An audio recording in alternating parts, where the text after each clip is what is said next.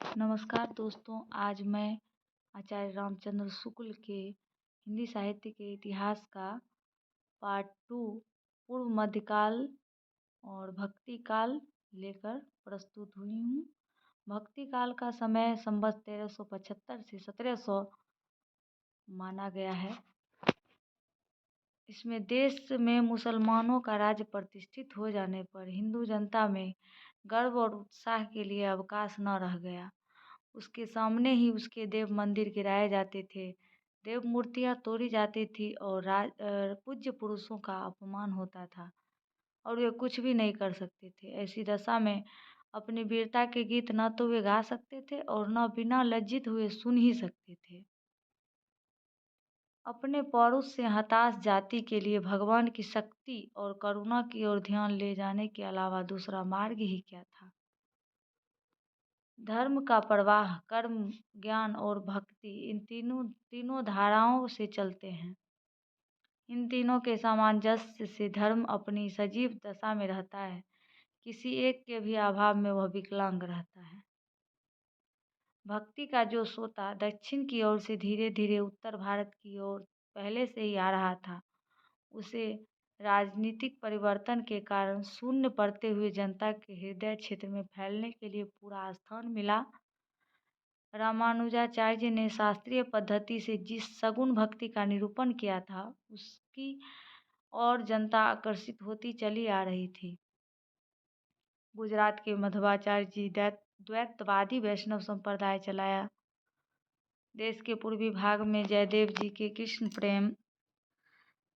प्रेम संगीत की गूंज चली आ रही थी, जिसके सुर में मिथिला के कोकिल विद्यापति ने अपना सुर मिलाया। रामानुजाचार्य के शिष्य रामानंद जी ने राम की उपासना पर जोर दिया और एक बड़ा संप्रदाय खड़ा किया। दूसरी ओर बल्लभाचार्य जी ने प्रेम मूर्ति कृष्ण को लेकर जनता को रसमग्न किया। इस प्रकार रसोपासक और कृष्णोपासक भक्तों की परंपराएं चली। इसमें हिंदी काव्य को प्रौढ़ता पर पहुंचाने वाले जगमगाते रत्नों का विकास हुआ। इन भक्तों में ब्रह्मा के सत्य और आनंद स्वरूप का साक्षात्कार राम और कृष्ण के रूप में इस बाह्य जगत के व्यक्त क्षेत्र में किया। शुक्ल जी ने भक्ति काल को दो भागों में विभक्त किया है, सगुण भक्ति और निर्गुण भक्ति। सगुण भक्ति के को भी दो भागों में विभक्त किया, कृष्ण भक्ति शाखा और राम भक्ति शाखा। निर्गुण भक्ति को भी दो भागों में बांटा है, ज्ञानाश्रय शाखा और प्रेम मार्गी शाखा। निर्गुण धारा ज्ञानाश्रय शाखा कबीर, उन्होंने भारतीय अद्वैतवाद की कुछ स्थूल बातें ग्रहण की। दूसरी ओर योगियों और सूफी फकीरों के संस्कार प्राप्त किए। वैष्णवों से उन्होंने अहिंसावाद लिया।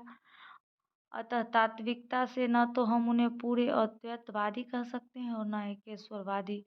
दोनों मिला जुला भाव उनकी वाणी में मिलता है। इनका लक्ष्य एक ऐसी सामान्य भक्ति पद्धति का प्रचार था जिसमें हिंदू और मुस्लिम दोनों योग दे सकें। कबीर की वाणी का संग्रह उनके शिष्य धर्मदास ने संवत 1521 में किया। कबीर की वाणी संग्रह का बीजक नाम से प्रसिद्ध है, जिसके 3 भाग किए गए हैं, रामायणी, शबद और साखी। इसमें वेदांत तत्व, हिंदू मुसलमानों को फटकार, संसार की अनित्यता, हृदय की शुद्धि, प्रेम साधना की कठिनता, माया की प्रबलता इत्यादि है। रैदास या रविदास, रामानंद जी के 12 शिष्यों में रैदास भी माने जाते हैं, जो जाति के चमार थे। इन्होंने कई पदों में अपने को चमार कहा है। कबीर के समान रैदास भी काशी में रहने वाले कहे जाते हैं। रैदास का नाम धन्ना और मीराबाई ने बड़े आदर के साथ लिया है। धर्मदास, ये बांधवगढ़ के रहने वाले और जाति के बनिए थे। ये कबीर के सत्य नाम की दीक्षा लेकर उनके प्रधान शिष्यों में हो गए और इनके पास जो भी धन दौलत था उन्होंने दान कर दिया। गुरु नानक का जन्म सन संवत 1526 कार्तिक पूर्णिमा के दिन तलवंडी ग्राम जिला लाहौर में हुआ। कबीरदास की निर्गुण उपासना का प्रचार उन्होंने पंजाब से आरंभ किया और वे सिख संप्रदाय के आदि गुरु हुए। दादू दयाल, यद्यपि सिद्धांत की दृष्टि से दादू कबीर के मार्ग के ही अनुयायी थे, पर इन्होंने अपना एक अलग पंथ चलाया जो दादू पंथ के नाम से प्रसिद्ध हुआ। सुंदरदास ये खंडेल वाल बनिए थे और संवत 1653 में धौसा नामक स्थान में जन्म हुआ। ये दादू दयाल के शिष्य थे। निर्गुण पंथियों में यही एक थे जिन्हें समुचित शिक्षा मिली थी, जो काव्य कला की रीति आदि से अच्छी तरह परिचित थे, अतः इनकी रचना साहित्य और साहित्यिक और सरल है। मलुकदास का जन्म इलाहाबाद में हुआ। निर्गुण मत के नामी संत में एक थे। इनकी ये पंक्ति प्रसिद्ध है। अजगर करे न चाकरी, पंछी करे न काम, दास मलुका कह गए सबके दाता राम। और इनकी 2 पुस्तकें हैं, रत्न खान और ज्ञान बोध। निर्गुण धारा प्रेम मार्गी सूफी। इस शाखा के प्रमुख कवि हैं कुतुबन, इनकी प्रमुख कृति है मृगावती। मंझन इनकी कृति है मधुमालती।